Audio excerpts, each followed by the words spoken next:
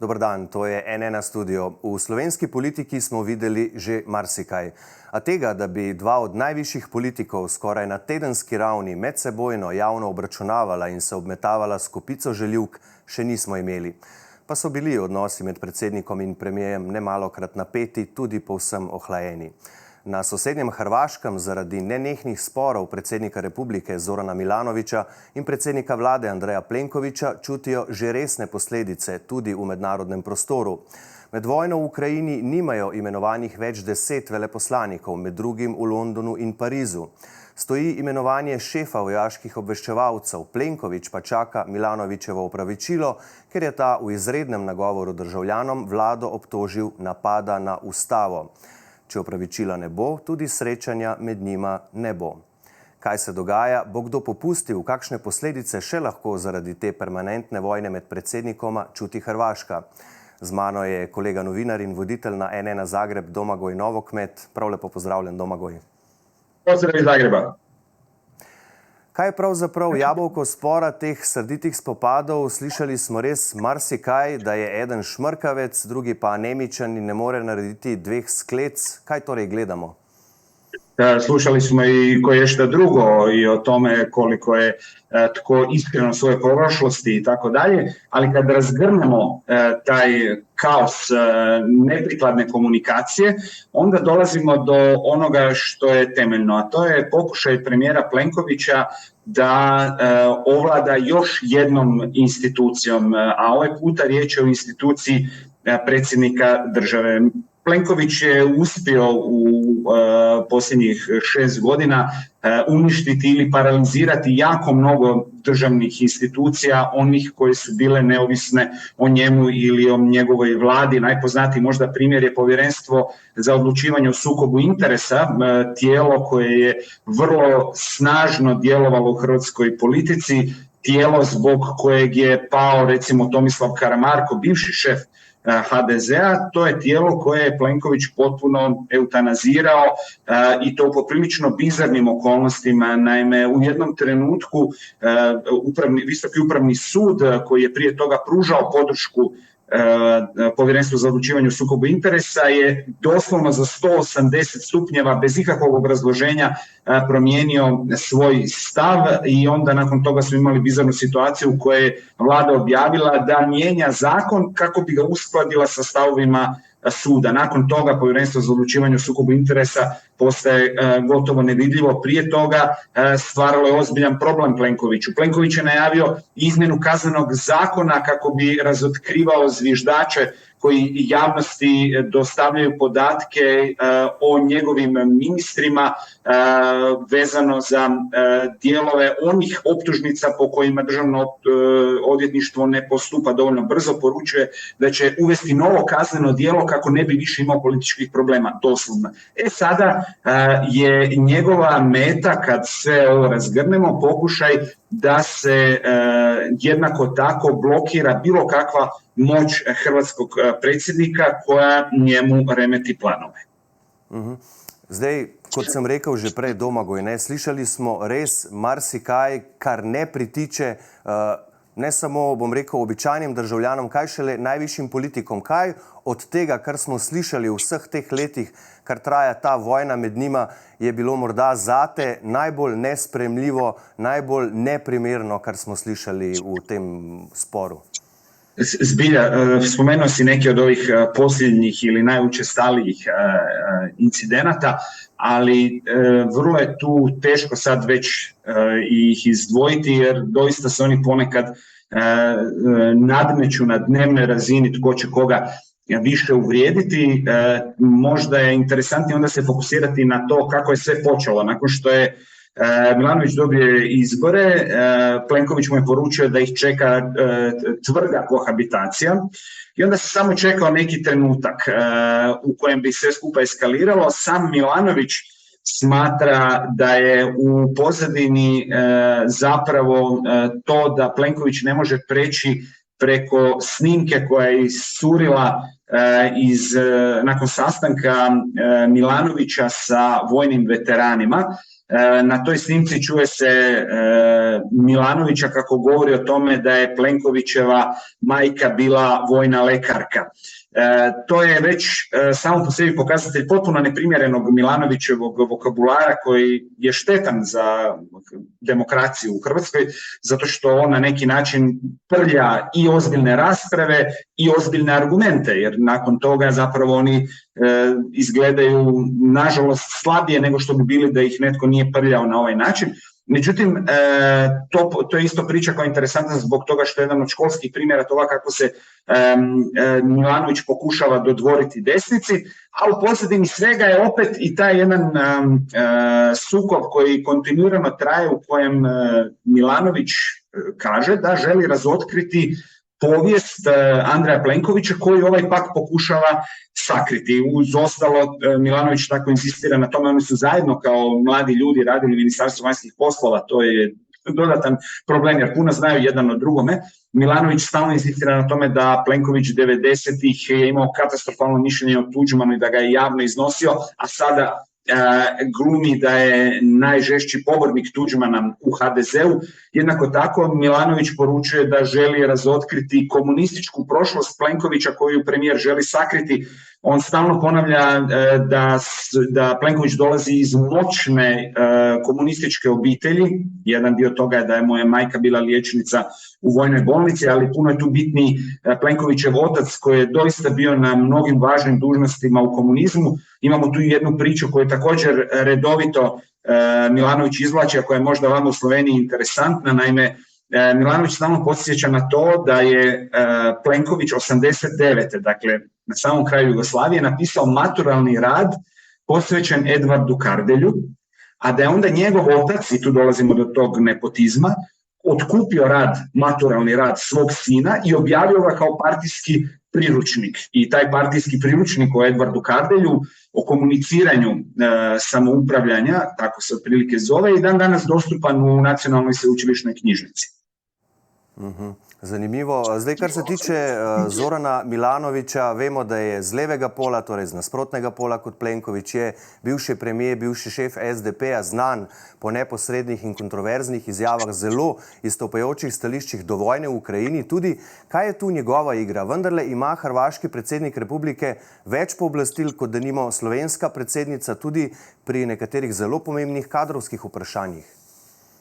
Da, hrvatski predsjednik je zapravo politički vrlo moćna figura. Samo par koraka u povijest, dakle nakon smrti Franje Tuđmana i gubitka HDZ-a na izborima, opći je bio prihvaćen i stav u javnosti da Hrvatska treba napustiti predsjednički sustav u kojem smo funkcionirali do sada i u kojem je, kao na primjer u Francuskoj, premijer bio samo prvi među jednakima, a sve se odlučivalo u predsjedničkom uredu. I prelazi se na parlamentarni sustav. Međutim, novoizabrani predsjednik Stipe Mesić je uspio izboriti to da hrvatskim predsjednicima ostane nekoliko jako moćnih ovlasti s kojih oni crpe ono što se zove soft power. Ono što hrvatski predsjednici rade, oni suodlučuju u imenovanju veleposlanika, odnosno ambasadora, dakle i generalnih konzula Republike Hrvatske. Budući da su tradicionalno u Hrvatskoj veleposlanici, odnosno ambasadori, ljudi koji tamo odlaze po zaslugama, onda je naravno uvijek i onome tko je na vlasti kao premijer bitno da odu neki ljudi koji su njemu bitni na te funkcije. Druga stvar, predsjednik države suodlučuje vezano za imenovanje šefova tajnih službi i sigurnosno-obavještajne službe i vojne sigurnosno-obavještajne službe. Također predsjednik države odlučuje o imenovanjima i umirovljenju ključnih ljudi u Hrvatskoj vojsci. Tih ovlasti dakle nema puno, ali iz njih, s obzirom da ih mogu blokirati, hrvatski predsjednici crpe poprilično veliku moć. Tome treba dodati da oni zapravo imaju najveći politički legitimitet, jer se hrvatski predsjednici biraju na direktnim izborima, cijela zemlja je tada jedna izborna jedinica i s te strane oni za sebe uvijek imaju jednu snažnu legitimaciju narodne podrške. za razliku od onoga što se uvijek može prigovoriti vladajućima u parlamentu, u Saboru. Dakle, mi imamo ozbiljan gerrymandering vezan za izborne jedinice u Hrvatskoj kada je u pitanju parlament. Imamo vrlo bizarne izborne jedinice koje recimo i sada nakon jedne promjene na koju ih je prisilio Ustavni sud izgledaju tako da idu od, Slovenci će to znati dovoljno dobro, od Paga pa iznad Rijeke, ali bez Rijeke, pa ispod Zagreba, ali bez Zagreba, pa tamo negdje u zapadnu Slavoniju, to je sve jedna izborna jedinica. S druge strane, Zagreb je podijeljen na 3 izborne jedinice sada po novom prijedlogu. Dakle, imamo ozbiljan gerrymandering kod izbora parlamentarnih zastupnika, plus Andrej Plenković je inaugurirao taj sistem žetona, kako se zove, odnosno vrebovanja, kupovanja, nagovaranja, kako god hoćete, slabih političara iz oporbe da neobjašnjivo promijene mišljenje i počnu podržavati njegovu vladu. Dakle, imamo taj nesrazmjer u legitimaciji iz kojeg su redovito hrvatski predsjednici crpili argumentaciju za svoje postupanje, a možda najplastičniji povijesni primjer što to može značiti, opet primjer Stjepana Mesića u jednom trenutku, dakle ranih 2000-ih, kada je situacija još prilično bila uzburkana nakon što je HDZ izgubio izbore nakon 10 godina, dogodila se situacija u kojoj su aktivni hrvatski generali, njih 7, potpisali pismo javno koje je apsolutno bilo pokušaj ulaska vojske u politiku sa potencijalno ko zna kakvim posljedicama, jer u demokraciji ideja da aktivni vojnici pišu politička pisma, nastoje utjecati nezadovoljnom političkom situacijom na razvoj događaja je sve samo neprihvatljiva. Stjepan Mesić je preko noći umirovio njih 7. Među njima je bio i Ante Gotovina, kojeg pamtimo kao zapovjednika iz Oluje i čovjeka koji je otišao u Haag, izborio slobodu tamo, ali dakle je apsolutno slavan u Hrvatskoj. Među umirovljenima je i kasni HDZ-ov ministar obrane Krstičević. Dakle, hrvatski predsjednici mogu svašta. Zdaj, Plenković je na predsednikove provokacije redno reagiral. Zakaj se ni mogel zadržati, celo vračal je z enako mero? Nekaj si že povedal o zgodovini njunega odnosa. Zakaj lahko Milanoviću, premijeju, vajenem uglajene bruselske govorice, prebudi takšno grobost? Bivši slovenski predsednik Pahor bi rekel surovo komunikacijo. Zakaj? Prvo, ja moram reći da je upitno, po mom mišljenju, koliko recimo Milanoviću taj način komuniciranja odgovara. Zato što naravno da sada Andrej Plenković, kojega dobar dio HDZ-a prepoznaje kao slabog lidera, previše sklonog centru, naravno da onda oni u anketama kažu da im je Milanović pozitivac. Ali kada dođu izbori, glasači HDZ-a su vrlo disciplinirani, oni glasaju za svog kandidata.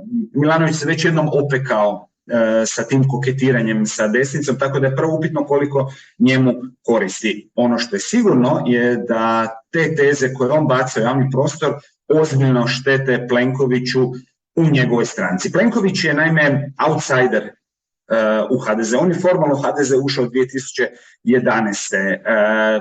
I opet se vraćam na ono da Milanović podsjeća da je bio vrlo kritičan prema Tuđmanu u vrijeme Tuđmana i tako dalje, da sad to pokušava sakriti. Dakle, svi ti napadi stvaraju probleme Andreju Plenkoviću u njegovoj stranci. Jednako tako, Andrej Plenković sigurno nije sretan zbog toga što se kopa po prošlosti njegovog oca. Andrej Plenković jednako tako sigurno nije sretan kad mu se obraća s druge strane Zoran Milanović dovodeći u pitanje njegovu fizičku spremu i tako dalje. I on očito tu popušta. Možda i misli da i on mora biti takav zbog problema koji mu se otvaraju na bokovima vlastitoj stranci. Možda misli da i on mora biti malo agresivniji, međutim moje iskustvo kao promatrača je da mu je bilo puno lukavije kada je na te napade odgovarao onim svojim monotonim, nabrajajućim glasom, zato što je tada bio u prilici da normalizira svoje poteze koji nisu bili normalni. Dakle, recimo konkretno, vraćam se i na sam početak i na to zarobljavanje institucija. Dogovor je dakle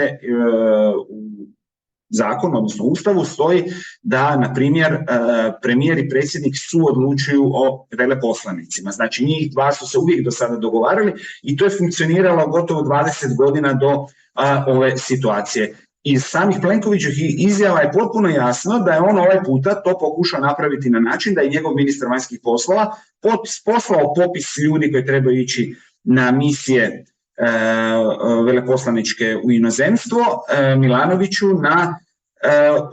na podržavanje, odnosno na izražavanje stava. Apsolutno, znači se to automatski mijenja koncept. Nemamo više nas dva se što dogovarati, nego ja ti šaljem popis, a ti onda eventualno možeš inzistirati i iscrpljivati se na tome da nekoga makneš sa tog popisa, ali jasno je da je inicijativa na mojoj strani. Sad, dok god je Plenković uspjevao ostati smiren, a Milanović je bio vulgaran, jako malo ljudi se bavilo meritumom, odnosno time da se tu pokušavala urušiti ta ravnoteža moći. Sada, kada je i Plenković izgubio živce, ponovno mi možemo uz ostalo se fokusirati i na samu vjerojatnu pozadinu takvog Plenkovićevog poteza. V uvodu sem že omenil nekatere posledice teh javnih spopadov. Kaj torej najbolj trpi? Hrvaška diplomacija, varnostne strukture, ugled države, kaj tretjega? A sad, trpi sve i ne trpi ništa.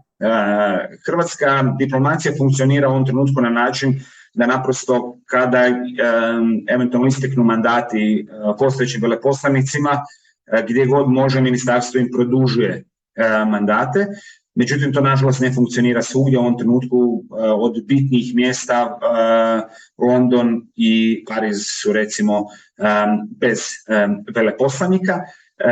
Međutim, mi tu imamo po mom mišljenju puno ozbiljniji problem, a to je vrlo neozbiljan pristup našeg ministra vanjskih poslova kao šefa svim veleposlanicima i poteza koje on zna vući, tako da mislim da je to možda i veća šteta za hrvatsku diplomaciju nego to jesu li negdje ambasadori koji igraju produžetke ili otpravnici poslova. Ali svakako problem tu postoji. Za konec na kratko rečeva kakšno še o meddržavnih odnosih med Slovenijo in Hrvaško. V petek bo v Zagrebu na prvem uradnem obisku slovenski premier Robert Golob. V ospredju obiska bo solidarnostni sporazum med državama za zagotovitev zanesljivosti oskrbe s plinom, ki naj bi ga zdaj končno podpisali, pa nezakonite migracije na balkanski poti in razmere na Zahodnem Balkanu nasploh. Drugih pomembnejših premikov pri reševanju odprtih vprašanj med državama pa ni pričakovati. Pri vprašanju napotitve Frontexa na hrvaško-šengensko mejo Slovenija z nekaterimi članicami EU vrši pritisk, a Plenković ne popušča. Pri arbitraži tudi nobena stran ne misli popustiti. Kaj od tega obiska pričakuje v Zagrebu? Ja mislim da tu ne treba puno očekivati.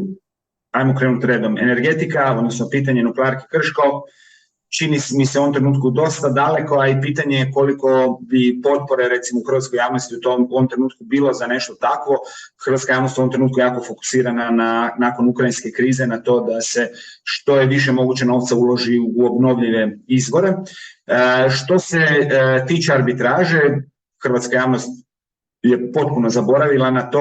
Na neki način, da citiram jednog, nažalost više nije s nama, stručnjaka hrvatskog za međunarodno pravo, ozbiljne države se u takvim situacijama obično dogovore da se neće dogovoriti i to je na neki način, čini mi se u ovom trenutku u hrvatskoj javnosti, percepcija trenutnog odnosa Hrvatske i Slovenije oko granice i to sigurno nije neka tema u kojoj mi se čini da bi bilo mogućnosti za pomake koji bi bili prepoznati barem sa hrvatske strane kao neki plus, tako da tu također ne očekujem ništa.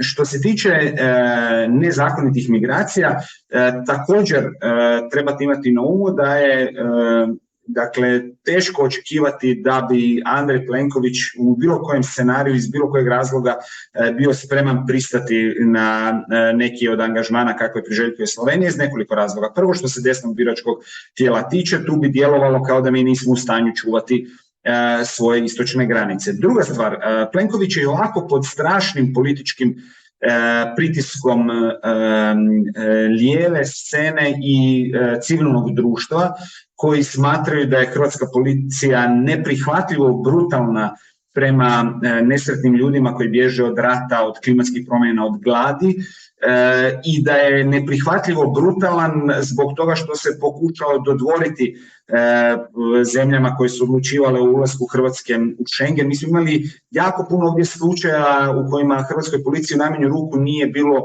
ugodno i koji su prerastali u skandale. Mediji su, N1 je tu bio posebno važan, su razotkrili recimo onaj strašan slučaj u kojem je 6-godišnja afganistanska djevojčica Madina Husini poginula nakon što je udario vlak, jer je hrvatska policija njezinu obitelj mimo procedure potjerala u noći da se vrati u Srbiju. Imali smo i snimke gdje je snimljeno premlaćivanje migranata u sklopu takozvane operacije Koridor, za koju prema javno dostupnim podacima je jasno da je to operacija koju hrvatska policija provodi u dogovoru sa Slovenijom i Austrijom, a ponovno suprotno zakonima i međunarodnim obavezama koje su sve te zemlje preuzele. Tako da u ovom trenutku Andrej Plenković sigurno nije spreman na bilo koji način otvarati pitanje migracije. S druge strane, nema ih ni za prste jedne ruke slučajeva u kojima bi se moglo svjedočiti o tome da su migranti recimo na bilo koji način ugrozili funkcioniranje Hrvatske države ili njezinih građana. A i kad su se dogodili neki takvi incidenti, teško da ih se može etiketirati kao priče o tome da su one podloga za nekakav brutalni odnos prema migrantima. Hrvatska je na neki način jako ponosna na način na koji je prošla kroz krizu 2015. Hrvatska javnost se tada solidarizirala sa tim građanima. Morate imati na umu da je za vrijeme rata domovinskog 1 milijun Hrvata bilo izbjeglo, tako da postoji, po mom mišljenju, taj jedan osjećaj empatije za ljude koji bježe od rata i od tragedija i koji de facto ne smetaju nikome, za ljude koji po europskim zakonima imaju pravo tražiti azil, a u praksi im se to ne omogućava, tako da je ovaj balans koji u ovom trenutku Plenković postigao, a to je da očito statistika koju može pokazati na zapadu je partnerima prihvatljiva, a on konačno više kod kuće ne mora se crveniti i znojiti suočen sa svjedočanstvima o policijskom zlostavljanju migranata, je nešto što on ne želi dovoditi u pitanje. Več pa seveda po sestanku Plenković-Golob, ki ga bomo seveda tudi na N1 Slovenija spremljali, torej prihajamo tudi v Zagreb in bomo ta sestanek spremljali in poročali. Za danes pa, kolega Domagoj Novokmet, najlepša hvala, da si bil gost N1 Slovenija in seveda še kdaj. Hvala vam. Hvala pa tudi vam za vašo pozornost. Seveda bomo na N1 Slovenija poročali o tem, kaj je izkupiček sestanka Plenković-Golob, pa tudi o tem, kako se bo končal, če se bo ta dolgotrajni javni spor med hrvaškim predsednikom republike in predsednikom vlade. Torej, spremljajte n1info.si, iz studija pa le še lep pozdrav in nasvidenje.